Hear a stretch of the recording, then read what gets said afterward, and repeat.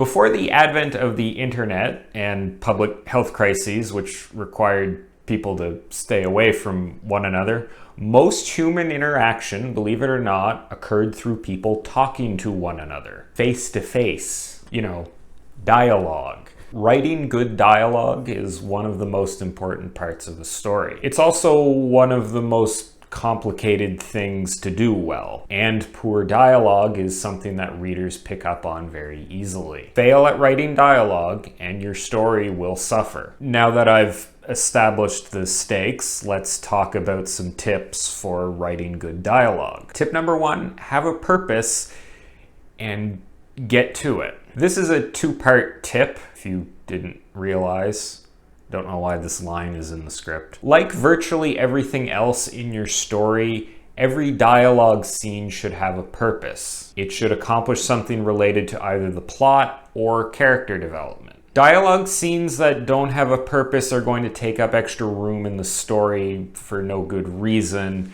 The reader is unlikely to be interested in them because they don't have anything to do with the characters or the plot, and they're just going to derail your story. So it's important that you have an objective or a goal for each of the dialogue scenes you write. Once you know the purpose of your dialogue scene, whether it's to advance the plot or do something related to character development, you want to get to that purpose as quickly as possible. This generally means cutting out a lot of the unnecessary parts of the conversation. You can join a conversation late after greetings and small talk are out of the way, something I wish I could do in real life. And you can end a conversation more abruptly than perhaps it really would. Also something I wish I could do in real life. Also consider if you need a dialogue scene at all. You might be fine with saying that a certain conversation happened just through the narrative. You don't always need to use dialogue, but when you do, make sure it has a purpose. Like my segues,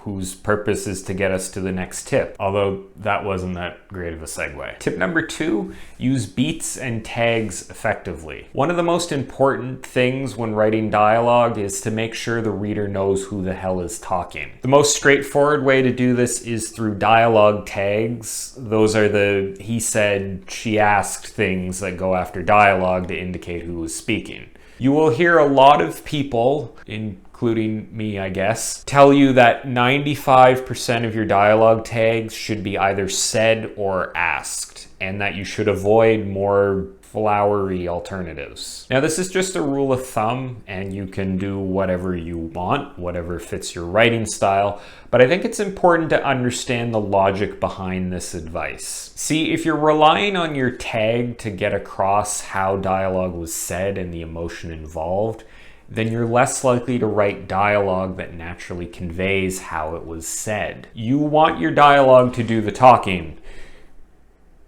so to speak. If written well, your dialogue shouldn't need fancy tags, and your reader will be able to understand how things are said and what emotion was involved. Another advantage of said and asked is they are invisible to the reader and won't distract in the way that a more flowery tag might. An even less distracting way to use dialogue tags is to not use them at all. Remember, if you have two characters speaking together, then you don't need to punctuate the dialogue with either tags or actions. It will be implied that one line of dialogue is delivered by one character and the next line is delivered by the other character. You need to be careful with this, as you don't want to go too long without a tag or a beat in between the dialogue to let the reader know who is speaking. There's different rules of thumb out there about how many exchanges you can go without needing to add a tag or a beat in, but they all come back to the same thing, making sure you're not losing the reader in the dialogue. An alternative to tags is to use action beats in between lines of dialogue. This is where a character sits back in their chair or leans against a door frame or punches a shark after they've delivered a line of dialogue. Of course, just like with tags, you don't want your beats to do too much of the work. Ideally, most of the emotion of your dialogue should be implied through how the dialogue is written, not the actions the characters are doing around the dialogue.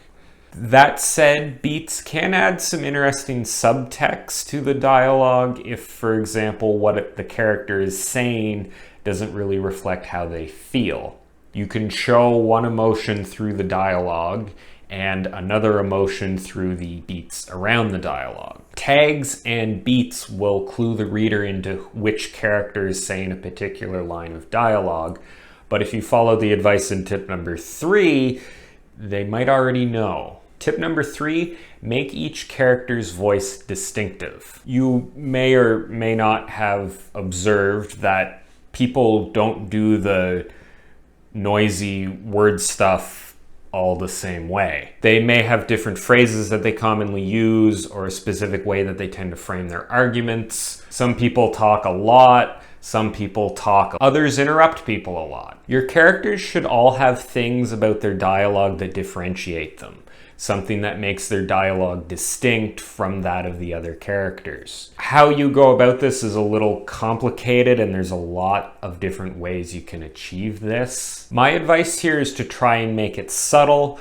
Don't always have a character use a phrase meant to differentiate them. Make sure there's still some variety in their dialogue. A lot of people lean into slang and dialects here to differentiate their characters, and that's a perfectly valid way to go about it. But again, try and make it subtle. Too heavy of a dialect will bother a lot of readers, especially if it's hard to understand. Be extremely careful if you're trying to write a character in a real-world dialect that you yourself don't speak. That can go wrong very quickly. If you do want to try this, make sure you get some sensitivity readers who speak in that dialect to review your work and point out anything you've done wrong. You have to be careful with it, but when done correctly, a dialect is a good way to differentiate different characters. It also gives you some free characterization, which is a free segue to our next tip,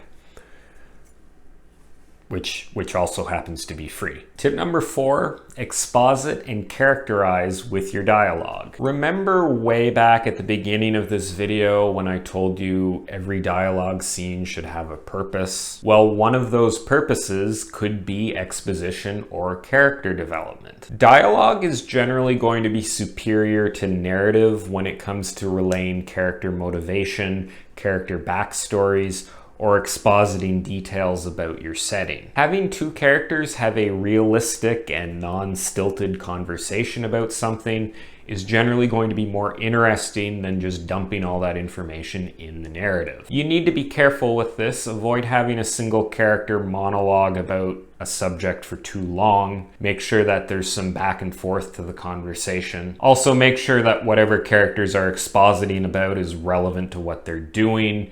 You don't want random world building details to suddenly be discussed for no reason. And finally, avoid characters talking to each other about things they both already know.